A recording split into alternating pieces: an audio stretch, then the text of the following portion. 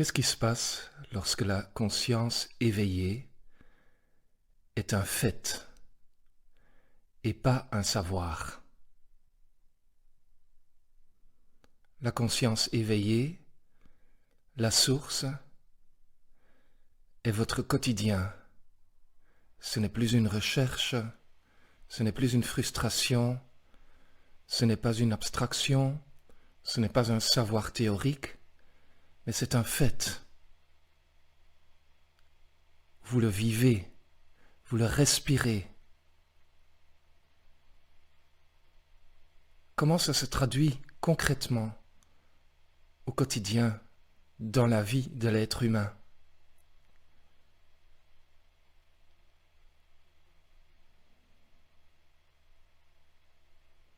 La présence est toujours là. Ce n'est pas comme si la présence apparaît et disparaît, apparaît et disparaît. La présence est toujours là. Et lorsque je dis toujours, c'est un peu trompeur, parce que fondamentalement, il n'y a pas réellement l'impression d'avancer dans le temps. La présence consciente éveillée est là maintenant. Et lorsque je dis qu'elle est là, ça veut dire fondamentalement que je suis là. La personne dite éveillée a la sensation qu'elle est la présence consciente éveillée. Et il n'y a pas le moindre doute autour de ce fait. Ça ne veut pas dire que les doutes ne sont pas le bienvenu. Il est même très important dans le cheminement spirituel de douter. Il est même important de douter jusqu'au moment où il n'y a plus aucun doute. Parce que c'est les doutes qui provoquent les remises en question. Et Dieu seul sait combien de remises en question ont lieu durant la recherche spirituelle. Des remises en question et des prises de conscience. Mais une fois que la réalisation est un fait, alors la personne peut dire sans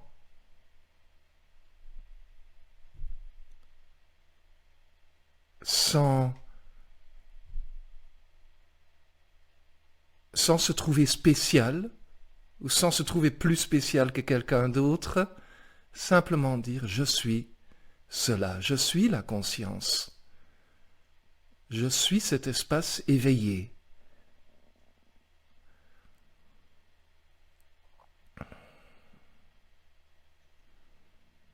Il y a aussi la qualité première de cet espace éveillé autour duquel il n'y a plus le moindre doute.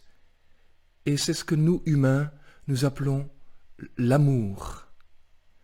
L'amour, se traduit comment, concrètement, dans la vie de l'être éveillé.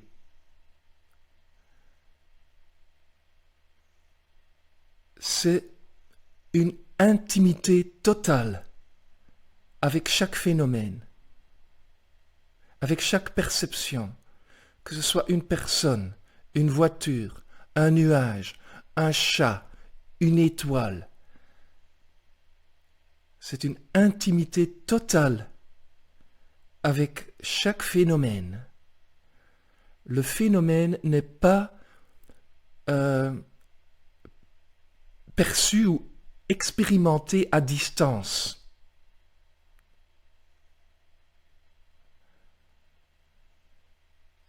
La personne éveillée peut dire sans doute je suis la source. Et la perception les phénomènes n'ont jamais quitté ce que je suis. Les phénomènes, les perceptions ne sont pas à distance de moi.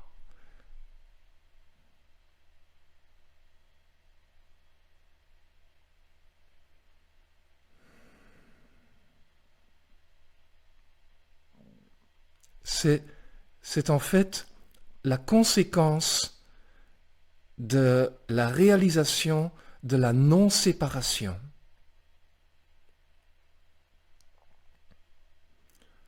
Tout a lieu dans ce que moi personnellement j'appelle l'espace de clarté.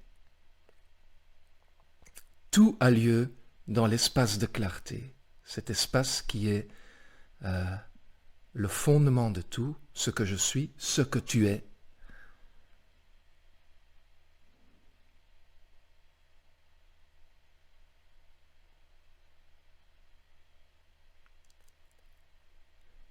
Et donc attention, concrètement, nous pouvons parfois avoir des difficultés avec l'une ou l'autre personne, avec l'une ou l'autre phénomène. Mais ça ne veut pas dire que cette personne, ce phénomène ou les circonstances de la vie seront jugées. Non, elles ne sont pas jugées. Mais parfois, l'amour laisse, ou toujours même, l'amour laisse libre. C'est très important cette notion de liberté. L'amour laisse libre. La source laisse libre. Tout peut simplement être au sein de la source. Tout peut simplement être librement. Il n'y a pas le désir d'entraver cette liberté. Et donc parfois, lorsque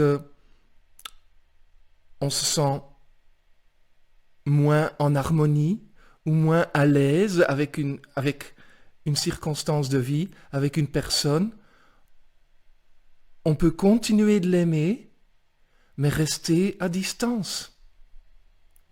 Et ça ne veut pas dire que l'intimité disparaît. L'intimité avec le phénomène.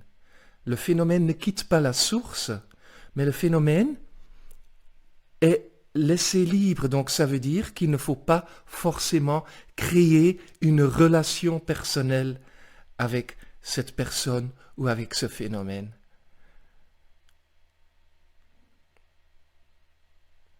Parfois, naturellement, la relation personnelle émerge. Et c'est comme ça qu'on peut créer une relation, ou entrer plutôt dans une relation amoureuse, ou une relation amicale, ou même une relation professionnelle. Tout cela est possible dans le jeu de la conscience. Mais toutes ces relations ne quittent pas leur source. Ça veut dire que les relations ne sont pas source de séparation. Elles sont le témoignage de l'union. Elles témoignent de l'union. Et donc dans ce type de relation, il y a plutôt question de reconnaissance. Et c'est ça la joie, l'immense joie que peut provoquer une relation. C'est cette reconnaissance mutuelle de la vie, de la conscience éveillée, de l'espace de clarté. Lorsque cette reconnaissance mutuelle existe sans entrave, sans obstacle, alors c'est un vrai miracle, c'est une vraie joie, c'est une profonde joie. Et je peux en témoigner, je le vis avec ma compagne, je le vis avec certaines personnes, et l'absence d'obstacles et l'énorme joie qui en découle c'est un vrai miracle que j'adore vivre. J'adore vivre ce type de miracle.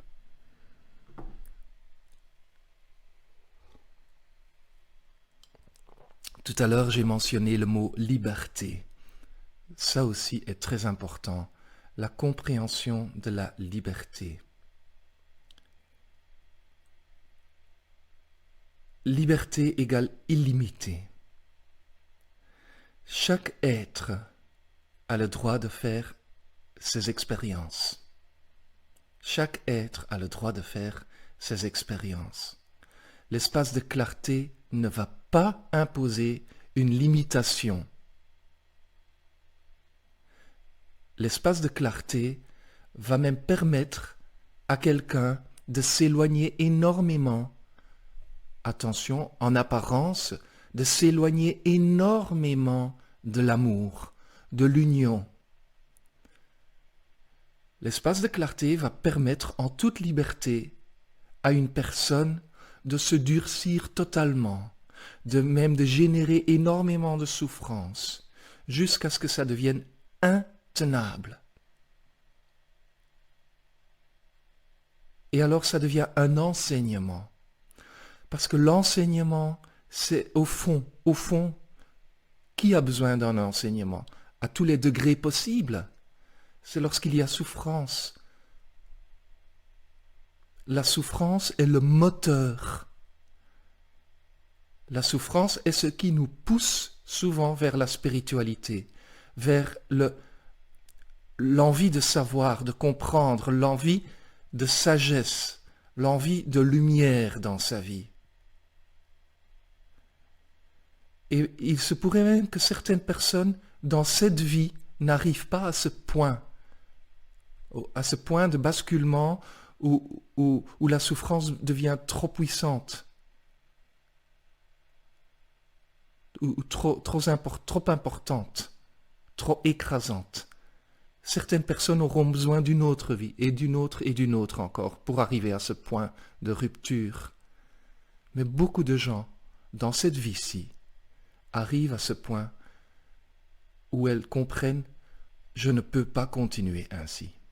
C'est juste impossible. Et ça peut provoquer une rupture amoureuse, une rupture professionnelle, ça peut provoquer une dépression. Je ne peux pas continuer ainsi. Ça ne peut pas continuer ainsi. Et c'est le premier déclic. C'est le début de l'éveil spirituel. C'est un retournement. Là, à ce moment-là, lorsque ça a vraiment lieu, alors la personne se retourne. La personne qui, en apparence, s'est éloignée énormément de sa source, parce que, souvenez-vous, rien ne quitte jamais sa source.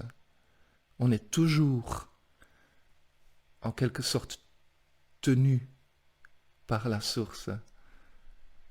Et donc la personne va, à ce moment-là, commencer à revenir vers la lumière. Et finalement, je voudrais mentionner la confiance. Qu'est-ce qui a lieu dans la vie d'un être qui vit la conscience éveillée au quotidien? C'est la confiance. La confiance ne quitte plus jamais cette personne. C'est ce que j'ai remarqué chez certaines personnes dites éveillées. C'est ce que je remarque dans ma vie.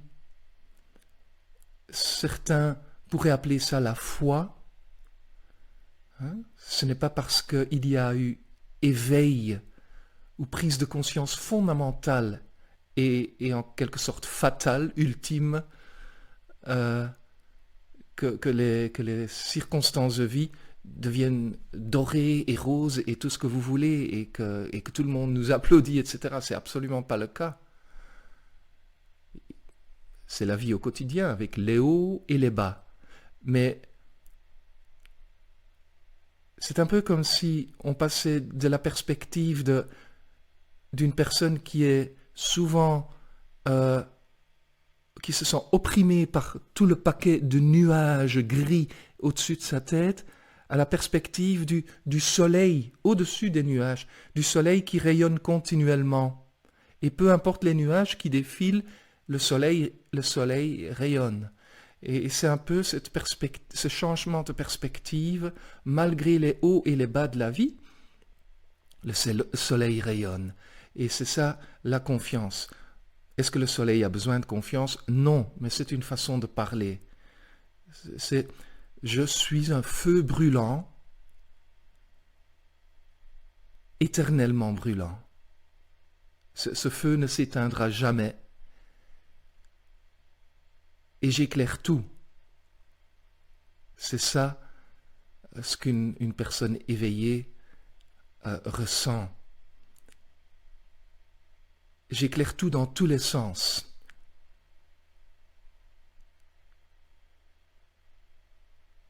Et donc, peu importe ce qui arrive à la personne, au personnage, dans sa vie,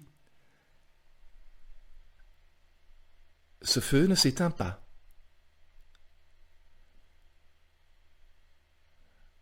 Il peut y avoir fluctuation émotionnelle, bien sûr, mais le désespoir ou la déprime ou l'impression que tout est devenu obscur et sombre et qu'il n'y a plus aucune voie de sortie, ça, c'est devenu une impossibilité. C'est juste impossible.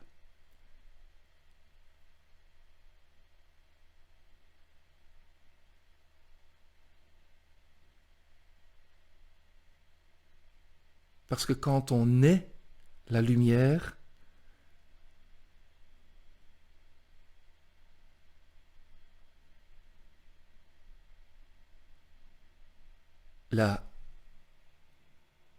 l'obscurité ne peut plus réellement s'approcher, parce que l'obscurité est l'absence apparente de lumière. La lumière n'est jamais réellement absente, mais l'obscurité serait l'absence de lumière. Et croire que l'obscurité devient alors quelque chose de palpable, mais c'est juste une absence, ce n'est pas quelque chose qui existe réellement.